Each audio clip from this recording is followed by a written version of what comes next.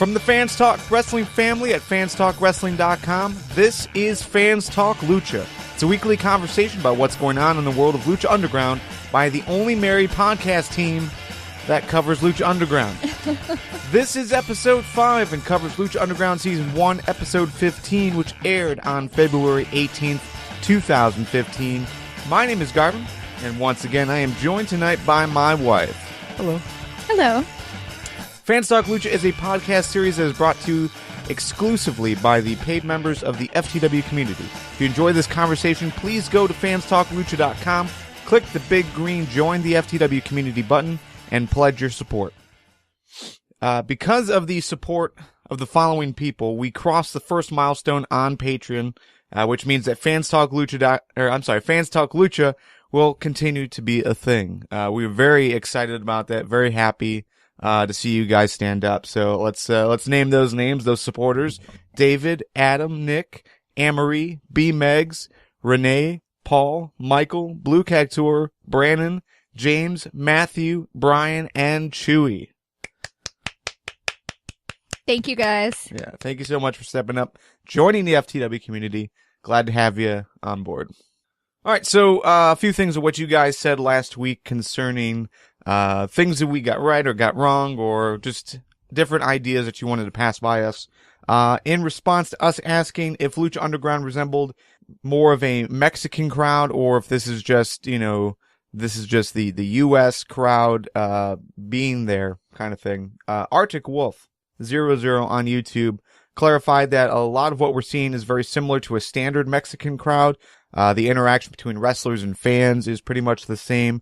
The only major thing that's different than this crowd and a traditional Mexican crowd is in Mexico, apparently, if you have like a really epic match that blows everyone's minds, the crowd will throw money at the ring. Oh, that's awesome. Yeah. Now, 20 pounds of gold. Yeah, I don't know if we've had that epic blow your mind match yet, though. I don't think so. Yeah, we've seen some good things like from Puma. Especially, but yeah, that blow your mind match, I don't think we've had that yet. I might throw panties, but not money. Not yet. Bogger 3K, Arctic Wolf 00, and Amory Marathos passed the information on to us, that, yeah, the guy that attacked Alberto El Patron last week was, Texano Jr., which was he was the longest reigning AAA Mega Champion. Alberto took the title off him, and that was the title that Alberto was holding last week. So, so basically Texano is here to take the title back. We saw a lot of that this week. A little bit more explanation on TV. So yeah, thanks guys for letting us know that we missed that in commentary. I guess it was kind of explained in commentary, but I don't know, maybe just the speed of it. It was just, we were so in love with being married that we just missed it. Then Bogger 3K did confirm that the phrase "eye for an eye" was actually written in the Bible. It was quoted. Matthew 5:38. So if you want to look that up, 5:38, Matthew. So what I did say last week, which was that, the Big Rick and the religious overtones was a little bit more accurate than you were trying to make us all believe. I think that if you're taking it out of context like that to be ignorant, then yes. Yes, it is. Just saying, it was in the Bible, so. Quoted. It's religious. Religious tones. Okay. Wow. So, here's what happened this week. Let's just run down the full show and give our thoughts. First was Mil Muertes defeating Chavo by disqualification. Basically, Catrina came down with the rock, the little piece of swag. Aztec swag. It came from the building that was destroyed with the 1,000 deaths. That whole story. Another backstory I missed. No. Well, I think you got it. It was like in the first couple of episodes of Mil Muertes. But so she came down, distracted him with it. Chavo hit him with a chair because that's what Chavo does. And then Mil Muertes just like destroyed Chavo. Tried to force Catrina to give the kiss of death on Chavo. She refused because who would want to do that to Chavo? And Phoenix came down. So overall, I mean, it looks like Phoenix and Catrina are an item now. It was interesting because at first when she was leading Emil around by that rock, I was like, ooh, that's totally an allegory for an engagement ring. She wants a commitment. And then she ends up making out with Phoenix. Seriously. Also, I have to call shenanigans on the announce table for this one. The announce table keeps going on about how Catrina is evil. Oh, she's Satan. Oh, she's so evil. She is getting hauled around physically by Emil. No one thinks that's bad. But, you know, she loses interest in the guy who's abusing her, and she makes out with another guy, and now she's evil? That's some sexist bullshit there. Wait. Out of context, yes, that is how it appears. If you only look at what happened this week. But look and at last week. No, look at what happened last week and the week before that. Catrina did basically turn on Mill, and she was going behind his back to get the attention of Phoenix. So she is as fault, you know, in this whole thing. He's shaking her by her neck like she's a chicken. She's not a chicken. She's a machine and a woman. No, that was not appropriate behavior. Yeah, I'm not saying that, but you know, as far as the physical side, yes, Mill is the bad guy, but from the mental game side, Catrina is just as much of the bad guy. I just don't get how a guy who's physically aggressive is, ooh, you know, he's a little rough, but a girl who loses interest in her abusive guy and makes out with another guy, not only is she in front of him. Not only is she maybe making a bad decision, but now she's evil. Well, you want to talk about some biblical context? Right there. She's a harlot. Let's just throw her to the dogs. But she's not just moving on. She is trying to, you know, she is making an effort to let Mill know that she's got this new guy. She's kissing this new guy in front of him. She's out there because she wants to drive a stake into Mill. Let's not forget that. I think that in the context of how this is playing out, if she literally drove a stake into Mill, they'd be like, wow, she is one tough lady. And maybe they'd stop calling her evil. So maybe, lady, instead of making out with a guy in front of your ex guy, maybe you should just stab him. That's what my lesson is from this episode. Okay. Let's move on. Backstage, the mysterious woman picked a lock, walked through a hallway of some sort. Foreshadowing, of course. Then we got Cueto basically talking backstage with the crew, praising them for the damage that they did to Big Rick and their overall, the damage that they're causing everyone on the roster. Gives them a main event spot, but says that they have to continue on that path and they have to destroy Sexy Star, Pimpinella, and Masqueritas. Such a bizarre matchup, right? Well, yes and no. I mean, it's a bizarre matchup because, like, physically it's a bizarre matchup, but just the whole idea that they are there in this very violent place, that feels out of place. So I'm okay with the idea of the crew being told by Cueto to take them out. Stylistically, it's a weird matchup. Also, am I wrong in thinking that the crew dresses like Bobby Hill from King of the Hill? Buzzed haircuts, shorts, inappropriate shorts. Inappropriate shorts. Yeah, I can see that. Yeah. They had like the basketball jersey set up this week. Yeah, they're all Bobby Hill. Yeah. I can actually see that. That's very, very keen insight. All right. After that, we got Ivelisse versus Angelico. Before, it was supposed to be Angelico versus Son of Havoc, but Ivelisse did not want to see Son of Havoc lose again. She decided to fight his battles for him and ended up winning. She defeated Angelico. What did you think about this match? I enjoyed watching the match. I liked that at the beginning Angelico was just doing kind of defensive wrestling. He was a little arrogant about it, and I thought it played out well in the ring. The match itself I liked. I don't like Ivelisse. I don't like the character. I don't like the way she's written, so I was a little bummed that she won. I hate her accent. She's so Chicago. And I know that coming from someone who's Cleveland and I have nasal A's and nasal E's, I know that that's funny, but she's even worse than someone from Cleveland. I also don't like her temperament. She comes out into the ring, she's like, I'm the baddest bitch around. And she said this for a while without ever really backing it up. Then, okay, so she beats Angelico. Yeah. Awesome. Now you're a bad bitch, right? Then he hits on her mildly. I mean, we've all experienced way more than that on the bus, am I right? No. I've never been hit on the bus. In the men's room, then. And those are just uncomfortable conversations. That's what he'd like you to believe. So anyway, he hits on her, And she's like, oh, a man is hitting on me. My goodness, I'm so shocked and insulted. I thought you were a bad bitch, Ivelisse. Well, what the hell? I'm seeing this Get your crap together. Yeah, I'm seeing this differently. It's strange because, the commentating team are talking about, how just about gender equality, and they could talk to you about gender equality, or they can let you see a match like this. And the thing was that even though they're given the opportunity to push gender equality in this, Angelico wasn't going to allow that. He had no interest in fighting Ivelisse because she was a woman. After the match, he hit on her, so it was like the opposite of gender equality. It's the same shtick that we get elsewhere, where this guy is not taking her seriously, and so I don't know. It's like, it's more of like, to me, it was almost as if she was shocked that he was not taking her seriously. I suppose, but the correct response, instead of pouting and running off to your boyfriend, which is what he's urging you to do, would be to kick him in the balls again. Yeah, no, I agree. She should have stood her ground. It's the way that the writers are writing her character, and that's what I'm having a problem with. She says and acts one way, and then has an opportunity to back it up, and then backs way off, and I think that that's weird. And this whole episode this week had weirdness with the writing. The continuity wasn't quite there with the characters, and this one really stuck out to me. All right, the next match was Texano versus Superfly. Texano won.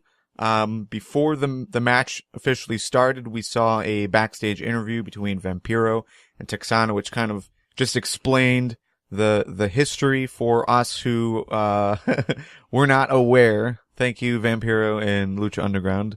But yeah, overall, it's basically, Texano was the longest reigning mega champion. Alberto El Patron stole that title from him, and he is coming back for revenge to get that title and to get over on, El Patron. So the match was okay as far as between Texano and Superfly. After the match, we saw, Alberto El Patron come down.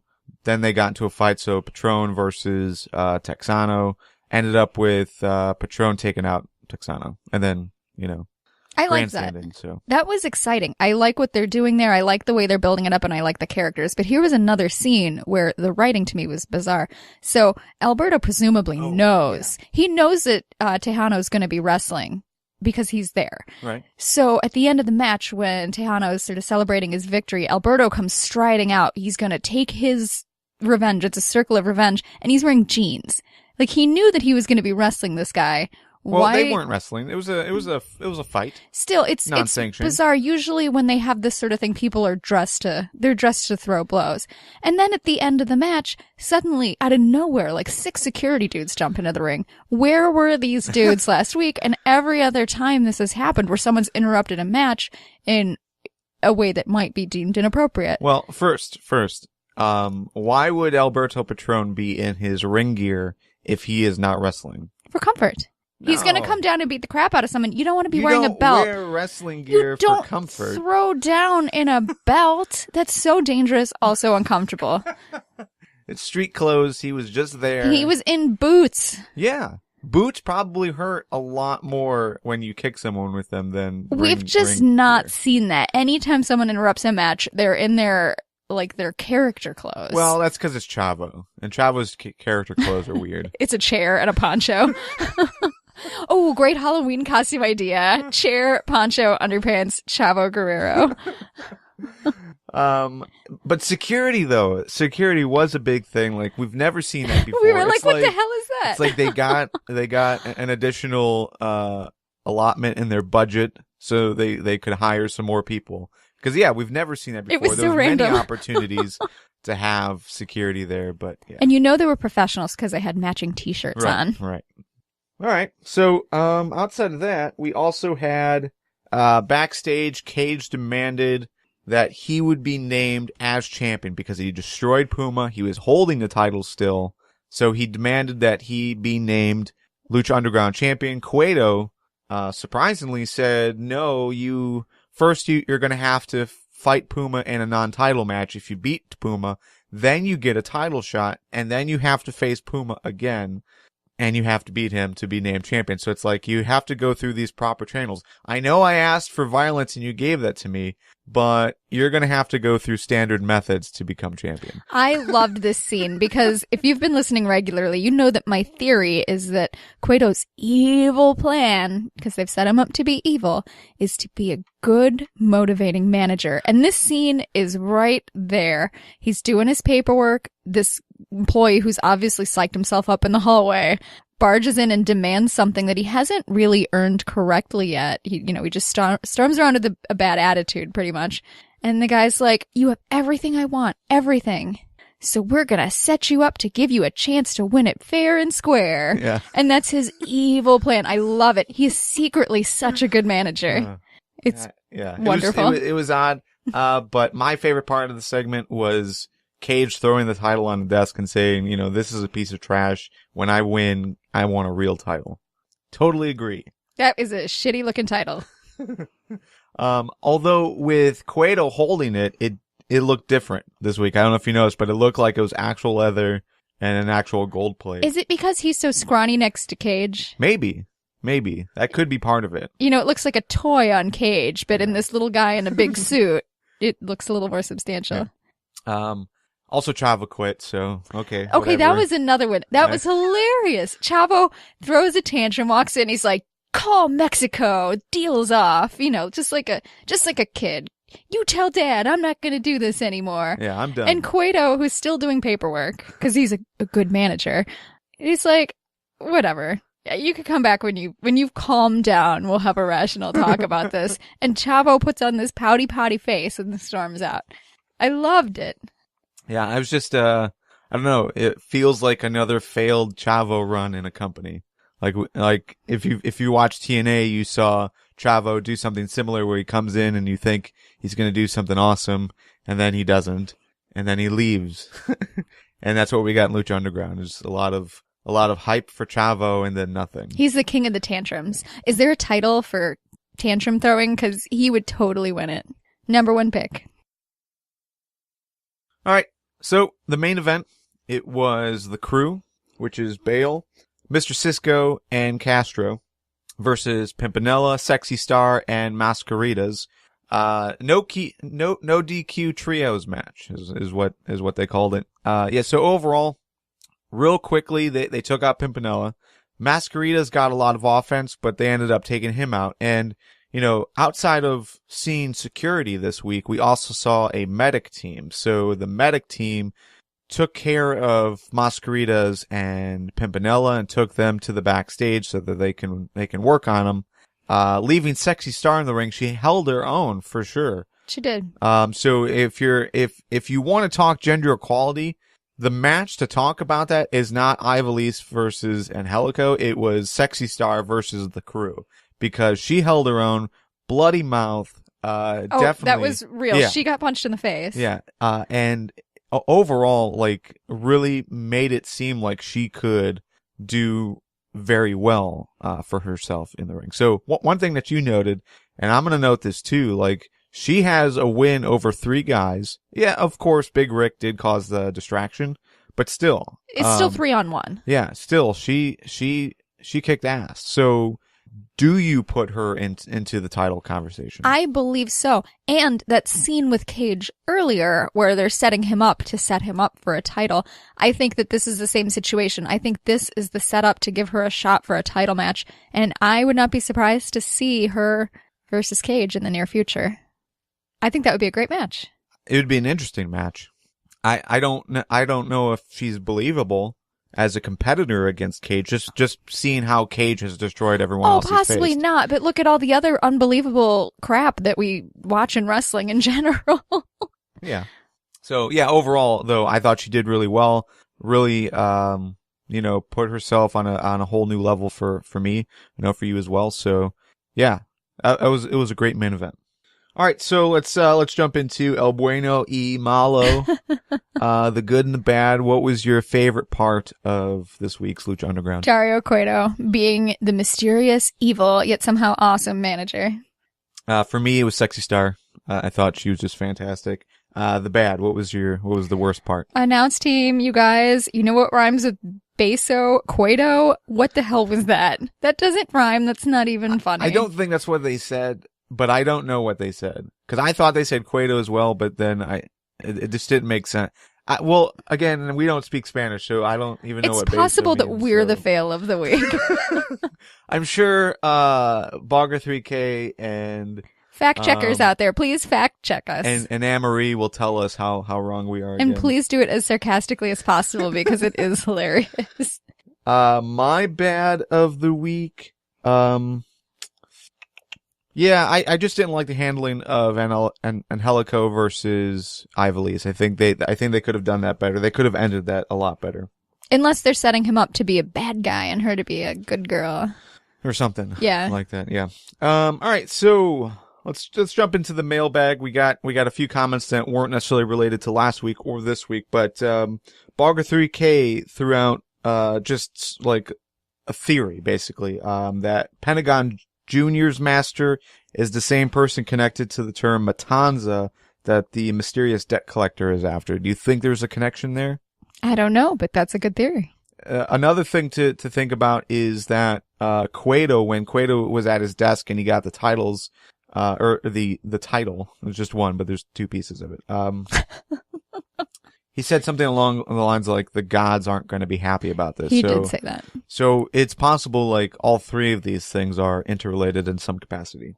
Bogger3K also sent in that he'd like to see Matt Stryker stop using the WWE names for moves as it's a bit distracting. So a lot of the references to the WWE style and everything. Do you find that as a distraction? As someone who only wanders in when WWE is on, no, I hadn't even realized that was going on, but that's a good thing. If those names are branded in some way to WWE, then they probably should avoid using them, just like they change people's names for wrestling in different venues. Yeah, I don't know if it's branded, but at the same time, it's like, look at what Lucha Underground is. I think it's AAA, but it's a Mexican product brought to the States. So, this is still like we're 15 episodes in.